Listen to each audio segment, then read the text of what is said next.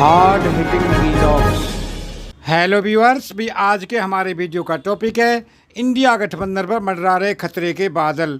आम आदमी पार्टी की जिद, नीतीश के नखरे, एनडीए से जंग से पहले आपस में लड़ रहे हैं विपक्षी। दोस्तों, गठबंधन बनाने के पीछे साफ तौर पर दलीय गोलबंदी के सहारे सत्ता की दहलीज तक पहुंचना ही राजनीतिक पार्टियों की मंशा रहती है। मनमोहन सिंह 2 टर्म यूपीए गठबंधन के सहारे ही पीएम रहे। नरेंद्र मोदी भी एनडीए के बूते बतौर पीएम अपना दूसरा कार्यकाल पूरा करने वाले हैं। 2014 में तीसरी बार यूपीए की हवा निकल गई थी और यूपीए सत्ता से काफ़ी पीछे चला गया था। नरेंद्र मोदी तीसरी बार सत्ता में लौटने के लिए एनडीए को लगातार मजबूत करने में लगे हैं। दोनों गठबंधनों एनडीए और इंडिया में मजबूती की होड़ लगी हुई है। एक खेमा 26 दलों के साथ की दावेदारी करता है तो दूसरा 28 दलों के साथ। दोस्तों, बीजेपी को केंद्र की सत्ता से बेदखल करने के लिए देश में विपक्षी दलों का जो गठबंधन इंडिया बना है, उसकी परिकल्पना नीतीश कुमार ने ही की। नीतीश की कोशिशों का ही नतीजा है कि 15 विपक्षी दल पटना में पहली बार एक मेज पर जुटने वालों में कई नेता ऐसे भी थे जिनकी एक दूसरे से पहले कभी नहीं बनती रही है। आम आदमी पार्टी के नेता अरविंद केजरीवाल और बंगाल की सीएम ममता बनर्जी ऐसे नेता रहे हैं जिन्होंने कभी भी कांग्रेस को पसंद नहीं किया।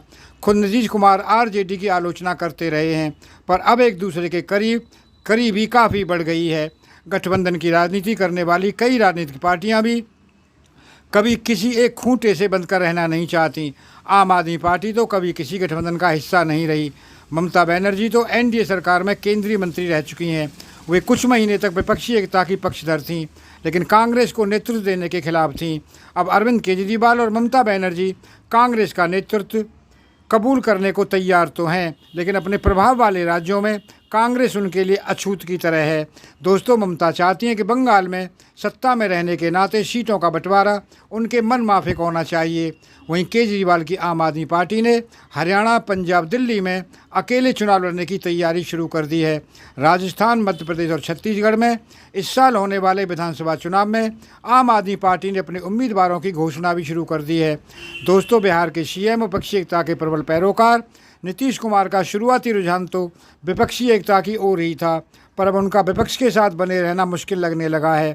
आलम तो ये है कि कांग्रेस की उपेक्षा की परवाह किए बगैर नीतीश कुमार G20 की बैठक के दौरान आयोजित राष्ट्रपति के भोज में शामिल हुए।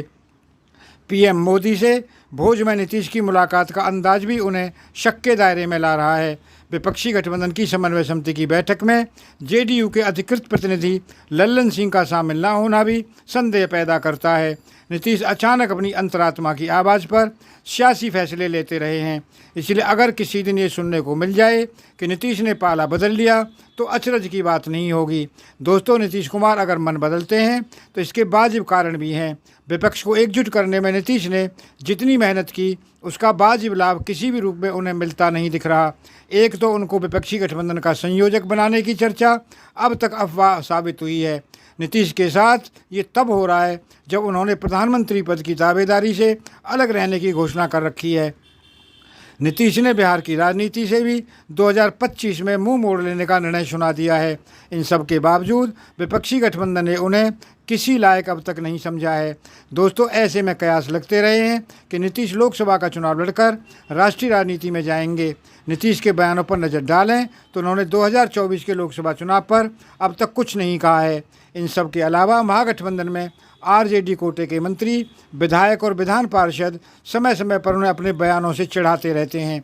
ऐसी स्थिति एनडीए के साथ रहते भी आती थी, पर नीतीश पर सीधे वार से बीजेपी के नेता बसते थे।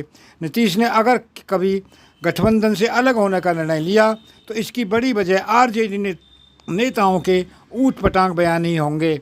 दोस्तों, अगर आपको ये वीडियो पसंद आया हो तो चैनल को सब्सक्राइब करें, वीडियो को लाइक करें, ज़्यादा से ज़्यादा शेयर करें। आप लोगों का बहुत बहुत धन्यवाद। Thank you very much.